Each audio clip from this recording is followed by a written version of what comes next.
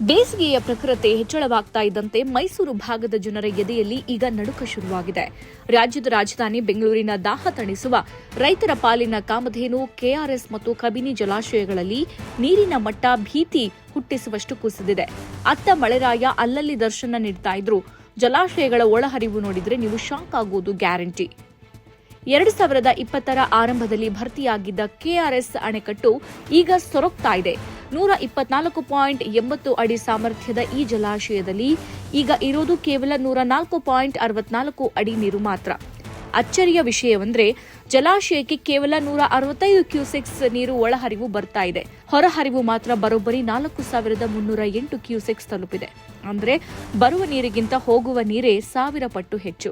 ಹೀಗೆ ಮುಂದುವರೆದರೆ ಮುಂದಿನ ದಿನಗಳಲ್ಲಿ ಕುಡಿಯುವ ನೀರಿಗೂ ತತ್ವಾರ ಬರುವುದು ನಿಶ್ಚಿತ ಎಂಬ ಮಾತುಗಳು ಕೇಳಿ ಬರ್ತಾ ಇದೆ. ಇನ್ನು ಎಚ್ಡಿ ಕೋಟೆ ತಾಲೂಕಿನ ಕಬಿನಿ ಜಲಾಶಯದ ಪರಿಸ್ಥಿತಿಯು ಕೆಆರ್ಎಸ್ಗಿಂತ ಭಿನ್ನವಾಗಿಲ್ಲ. 2284 ಅಡಿ ಸಾಮರ್ಥ್ಯದ ಅಣೆಕಟ್ಟೆಯಲ್ಲಿ ಈಗ ಕೇವಲ 2265.52 ಅಡಿ ನೀರು ಬಾಕಿ ಉಳಿದಿದೆ. ಇಲ್ಲಿಗೆ ಕೇವಲ 109 ಕ್ಯೂಸೆಕ್ಸ್ ನೀರು ಹರಿದು ಬರ್ತಾ ಇದ್ರೆ ಹೊರಕ್ಕೆ 1500 ಕ್ಯೂಸೆಕ್ಸ್ ನೀರನ್ನ ಬಿಡಲಾಗ್ತಾ ಇದೆ.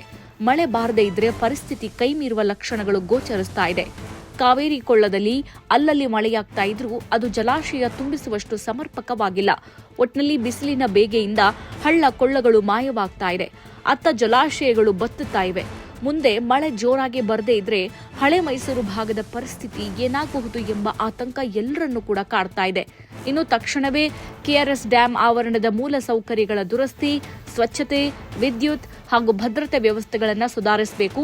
ಇಲ್ಲವಾದಲ್ಲಿ ಪ್ರವಾಸಿಗರು ಮತ್ತು ಸಾರ್ವಜನಿಕರ ಸಂಘಟನೆಗಳ ಸಹಕಾರದೊಂದಿಗೆ ಉಗ್ರ ಹೋರಾಟ ನಡೆಸಲಾಗುವುದು ಅಂತ ಇದೀಗ ಎಚ್ಚರಿಕೆಯನ್ನ ಕೂಡ ಕೊಟ್ಟಿದ್ದಾರೆ. ಸರ್ಕಾರ ಕೂಡಲೇ ಎಚ್ಚೆತ್ತುಕೊಂಡು ಕೆಆರ್ಎಸ್ ಡ್ಯಾಂನ ಘನತೆಯನ್ನ ಕಾಪಾಡುವಂತೆ ಸಾರ್ವಜನಿಕರು ಇಲ್ಲಿ ಒತ್ತಾಯಿಸಿದ್ದಾರೆ.